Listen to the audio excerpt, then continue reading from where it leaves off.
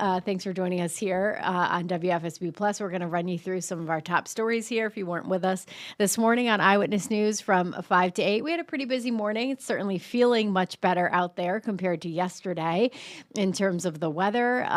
We are going to get in the 40s today as compared to, I think it was 10 degrees when I left my house yesterday. So we have a big improvement there. We are tracking a little bit of rain and snow that could head our way this afternoon. Scott is going to have your updated forecast on Great Day and 9A in a few minutes here. But at first, let's bring you through some of our top stories here. One of them was in East Haven. We've been following this for you for the last few days. There's a pretty dangerous intersection that is getting some attention from not only the folks who drive through that area, but also town leaders. And now they're trying to do something about it. So we had our reporter, Anna Stansfield, live there this morning, and she has the latest on what's happening for that problem intersection. Take a listen. We're here at Kimberly Avenue and Forbes Place, and if you've come off of Route 1 in this area, you've likely driven through this intersection. Neighbors say it's the most dangerous intersection they've ever seen. And as you can see on this sign that's flashing here behind us, changes are coming starting today.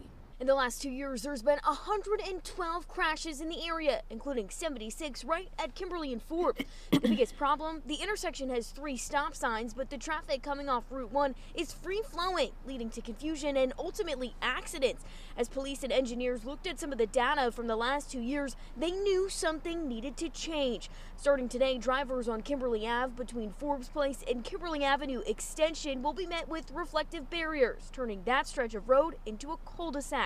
Many neighbors now relieved they might finally see a safer version of this treacherous intersection.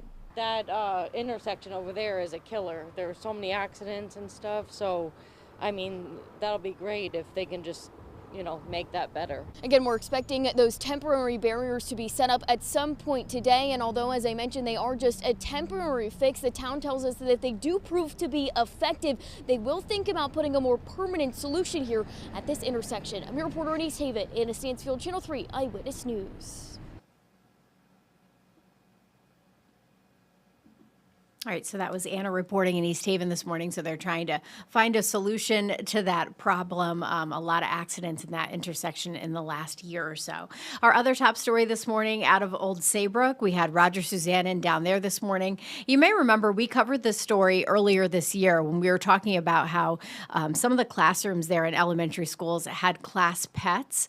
And earlier this year, the school district actually removed those pets from the classroom, saying that they wanted to put some safety protocols in place to make sure that the pets were safe and the kids were safe.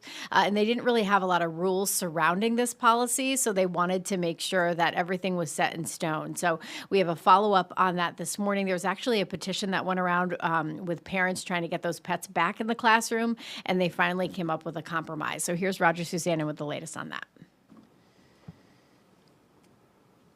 Absolutely, ladies. A lot of parents and students here at Goodwood Elementary and other schools in Old Saybrook were devastated when this situation initially played out. Get this, more than 300 people actually signed a petition over this issue. But now the critters can come back to the classroom under a few important conditions. This is the little guy who initially sparked the controversy. Oscar, a bearded dragon, was the superstar pet in a 3rd grade classroom here at the Goodwin School. But earlier this year, district leaders temporarily removed Oscar and every other classroom animal for safety reasons. They were worried about allergies and liability in particular and wanted to get some policies on the book. But district families rallied around the cold-blooded cutie, launching a petition and a free Oscar campaign. The Board of Ed was listening. Last night, members unanimously approved the return of classroom pets with a few important guidelines. First, teachers must tell parents about the animals ahead of time to mitigate allergy concerns. And the school nurse must sign off and explain how they would treat any injuries. But the bottom line is Oscar and all his scaly and furry friends are welcome again at Old Saybrook schools. And one other guideline was hashed out last night, and that is that teachers will have to agree to any costs associated with these animals before they bring a pet into their classroom. Reporting in Old Saybrook, I'm your reporter Roger Suzannin, Channel 3 Eyewitness News. We'll give you a look at our website here. Here's one of our top stories this morning.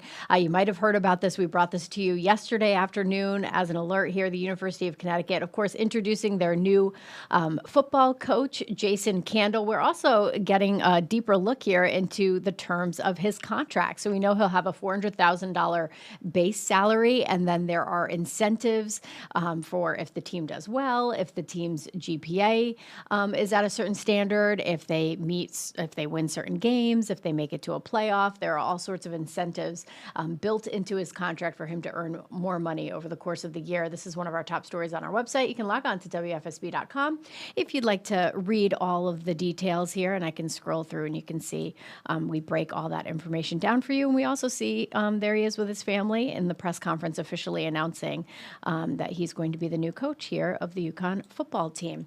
All right, it is about 8:52. We're going to let you go here and get ready for a great day at 9A, where Scott will have an updated forecast for you as we track that rain and snow that's going to be coming in just in time for that afternoon commute later today. So that's some news you need to know.